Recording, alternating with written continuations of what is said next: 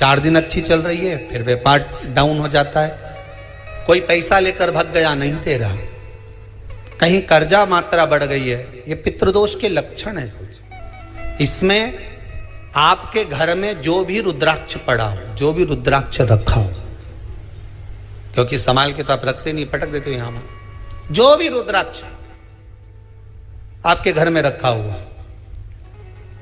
एक पानी के पात्र में उस रुद्राक्ष को डाल दीजिए, उसमें 1 चावल का दाना डाल दीजिए। महाराज, परिंदा जहां होता है, मटका, हंडा या रसोई घर में आपका जो पानी भरने का स्थान होता है, जिसको आरो वारो क्या क्या लगा के रखते हो, उसी के कहीं पास में उस कलश को रख दीजिए, ऊपर से उसको ढक दीजिए। शाम के समय, सुबह रखा 10 बजे से 12 बजे के बीच में, शाम के समय प्रदोष काल में भगवान शंकर का नाम स्मरण कर कर, ओम नमः शिवाय बोलकर, श्री शिवाय नमस्तुभ्यम बोलकर, या महामृत्युंजय मंत्र का स्मरण कर कर, या गायत्री मंत्र का स्मरण कर कर, जो मंत्र आपकी बुद्धि में, विवेक में समाहित हो, उस मंत्र का नाम लेकर राम कृष्ण हरि जो बोल सकते हो, एक घी का दिया अवश्य प्रज्वलित करें, लंबी बाती का। कौन सी बाती का? फूल बत्ती का नहीं, गोल बत्ती का नहीं, लंबी बाती का। बत्ती का मुख दक्षिण की ओर, कहां पर होना चाहिए? दक्षिण की ओर, ना पूरब, ना पश्चिम, ना उत्तर। बत्ती का मुख कहां हो? दक्षिण की ओर। जैसे श्राद्ध पक्ष में ब्राह्मण को जब भोजन कराते हैं तो ब्राह्मण का मुख श्राद्ध पक्ष के भोजन कराते समय अगर पूरब, पश्चिम और उत्तर का होता है तो श्राद्ध के भोजन का फल नहीं मिलता। उसका मुख दक्षिण का होता है तो हमारे घर के जितने भी पितर उस तिथि में गए होते हैं, सबको उसका भाग मिल जाता है और पितृदोष समाप्त हो जाता है। इसलिए ब्राह्मण का मुख श्राद्ध पक्ष में भोजन कराते समय दक्षिण का होना चाहिए।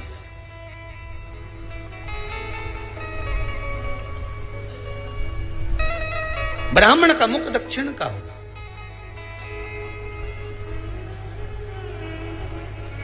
यहां तक शास्त्र कहता है, महाराज अगर गौ माता को श्राद्ध पक्ष में अगर भोजन दे रहे हो तो गाय का मुख अगर दक्षिण का है, गाय का, आपका मुख भले उत्तर का हो, गाय का मुख दक्षिण का हो, आपका मुख भले पूरा पश्चिम नहीं का, गाय का मुख अगर दक्षिण में है, अगर आपने दक्षिण में गाय को खड़ी कर रखा है और दक्षिण में उसका मुख और आप भोजन दे रहे हो, तो शास्त्र कहता है कि किसी पिंड की जरूरत नहीं पड़ती, गाय स्वतः कल्याण कर देती है, गौ माता स्वतः कल्याण कर।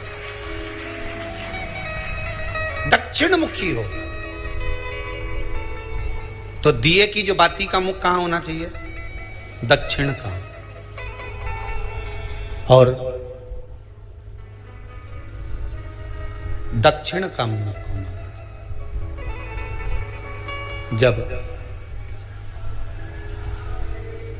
जब दक्षिण का मुख हो, दक्षिण की ओर बाती हो महाराज, तब दक्षिण की बाती जलाने के बाद में भगवान से वहीं पर प्रार्थना करें।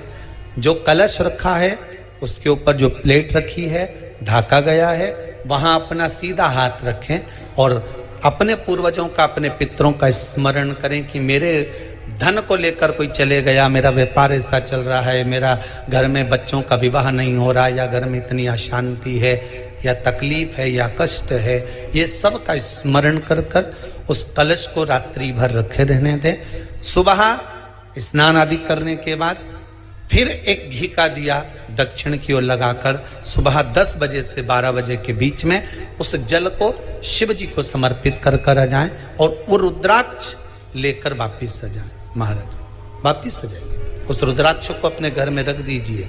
वर्ष भर वो रुद्राक्ष आपको कभी बीमारी से नहीं घिरने देगा, कभी किसी जगह खड्डे में नहीं जाने देगा, वो उन्नति की ओर ही बढ़ाएगा। भले कोई भी रुद्राक्ष हो, 1 मुखी से लेकर 14 मुखी, 20 मुखी, 18 मुखी, जो रुद्राक्ष आपके पास में, आप तो उसका स्मरण करिए, आप उसका स्मरण करिए। आपको लगता है कहीं कहीं कि मेरे पितृ मुझ पर क्रोध कर रहे हैं?